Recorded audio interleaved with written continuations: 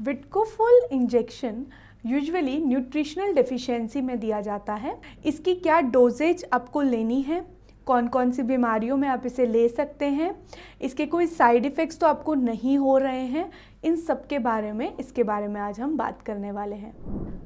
जब आपकी बॉडी में यूजुअली एक न्यूट्रिशन डेफिशिएंसी हो जाती है, अगर स्पेशली देखा जाए, अगर आपकी बॉडी में विटामिन बी की डेफिशिएंसी हो जाती है तो आपको विटकोफोल इंजेक्शंस लिए जाने के लिए बोला जाता है।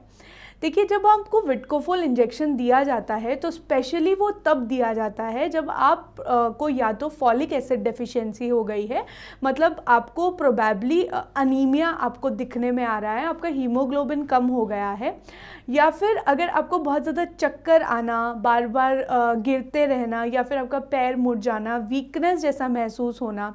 कुछ लोगों को ऐसा महसूस होता है कि बहुत ज़्यादा सेवियर पैल्पिटेशंस, मतलब बहुत घबराहट जैसा महसूस होना, चलते फिरते हार्ट बीट का बढ़ जाना, टांगों में बहुत ज़्यादा दर्द रहना। इन शॉर्ट अगर हम देखा जाए तो वीकनेस, फटीग और हीमोग्लोबिन कम अगर आपका हो गया है, नर्व रिलेटेड प्रॉब्लम्स आ रही हैं, चलने फिरने में प्रॉब्लम आ रही है, तो आपको ये इंजेक्शन लेने के लिए सलाह दी जाती है।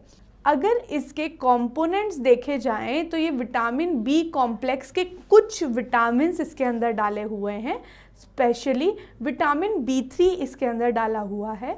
अब जो निकोटिनामाइड है, मतलब विटामिन B3 जो है, उसका एक मेजर काम ये होता है, एक तो वो आपकी स्किन का ख्याल रखता है और दूसरा आपकी बॉडी में जो फैट और शुगर का जो स्टोरेज होता है, कहीं ना कहीं वो उसमें हेल्प करता है। तो अगर आपको यह विटामिन जो है इंजेक्शन फॉर्म में दिया जाता है, ताकि अगर आपको शरीर में खाना रिलेटेड आपको पच नहीं रहा है, या फिर आपका जो खाना है वो आपको उतनी एनर्जी प्रोवाइड नहीं कर पा रहा है, या आपको न्यूट्रिशनल डेफिशिएंसी हो गई है, तो ये एक कंपोनेंट आपको दे दिया जाता है ताकि आपका जो खाना है और जो आपकी दिक्कत आपको जिस वजह से हो रही है, आपको जो वीकनेस आ रही है, वो ना हो और आपका जो खाना वो अच्छे से पच सके। अब जो दूसरा कंपोनेंट इसके अंदर है वो मैं बता चुकी हूँ, वो है फॉलिक एसिड। अब फॉलिक एसिड का मेजर काम क्या है, जिसे विटामिन B9 भी बोलते हैं।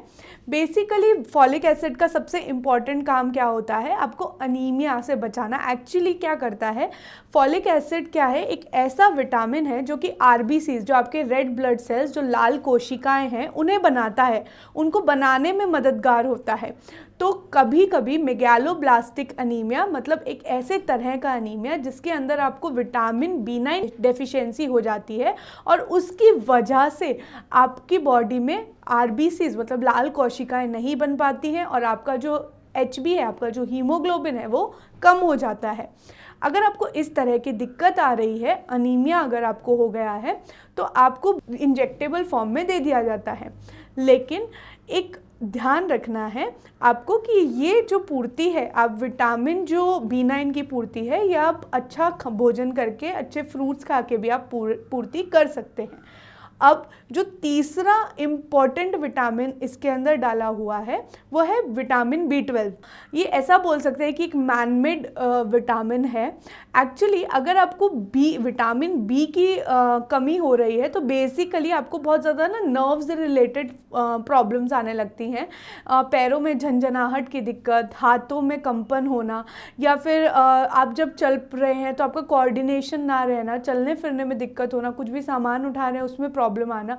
अगर आपको इस तरह की दिक्कतें आ रही हैं, आपको इम्यूनिटी की प्रॉब्लम आ रही है कि आपको रिकरेंट बार बार इन्फेक्शंस हो जा रहे हैं, आपको थोड़ी थोड़ी कुछ भी बाहर जाते हैं और एकदम से इन्फेक्शन हो जाता है, या आप बहुत जल्दी जल्दी बीमार पड़ रहे हैं, तो इन चीज़ों से आपको बचाने के लिए, इस इम्यूनिटी को स्ट्रॉन्ग करने के लिए ये आपको इंजेक्टेबल फॉर्म में दे दिया जाता है।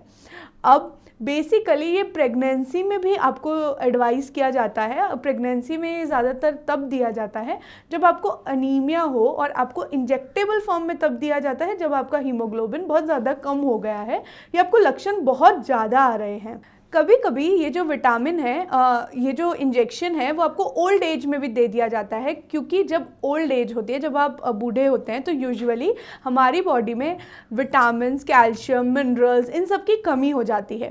तो कुछ लोगों को अगर न्यूरोपैथीज या फिर कुछ प्रॉब्लम्स जो हैं वो चलने फिरने में हो रही है, या फिर ओल्ड एज में ज़्यादा प्रॉब्लम्स क्रिएट हो रही हैं डेफिशिएंसी की वजह से, मसल्स पेन रहना, शोल्डर्स में पेन रहना, चलने फिरने में चक्कर आना, हेडेक रहना, क्योंकि क्या फॉलिक एसिड डेफिशिएंसी की वजह से कभी कभी आपका अनीमिया हो जाता है। जब आपका एचबी कम हो जाता है तो आपको सर में अक्सर दर्द रहता है। अगर आपको ऐसी दिक्कतें महसूस होती हैं तो ये इंजेक्टेबल फॉर्म में आपको दे दिया जाता है। अगर आपकी बॉडी में खुद नेचुरल तरीके से विटामिन्स नहीं बन रहे हैं तभी आपको ये इंजेक्टेबल फॉर्म में दिया जाता है। अगर आपकी बॉडी में नेचुरल तरीके से विटामिन्स और मिनरल्स बनेंगे तो इन इंजेक्शंस की ज़रूरत आपको नहीं पड़ेगी। तो बेटर कि अगर आप अपने विटामिन B12 की जो डेफिशिएंसी है या विटामिन B की स्पेशली जो डेफिशिएंसी है वो अगर आप फ्रूट्स या फिर अच्छे ग्रीन वेजिटेबल्स या फिर आप अच्छी डाइट से पूरी कर सकते हैं तो आप वो कीजिए, रैदर देन आप इंजेक्शंस पे शिफ्ट होए। लेकिन अगर आपको ये इंजेक्शन लेने की ज़रूरत पड़ रही है तो इसकी एग्जैक्ट डोजेज यही है कि आप ये जैसे ही आपको इंजेक्शन प्रिस्क्राइब किया जाएगा आप ये इंजेक्शन 7 बार ले सकते हैं, एक दिन छोड़कर एक दिन।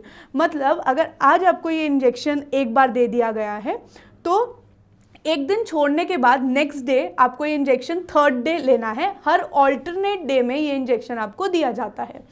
ये जो इंजेक्शंस हैं वो आपको 5 टाइम्स एटलीस्ट बताया जाता है कि आप 5 बार लें, और कभी कभी 7 बार तक ये आपको बता दिया जाता है।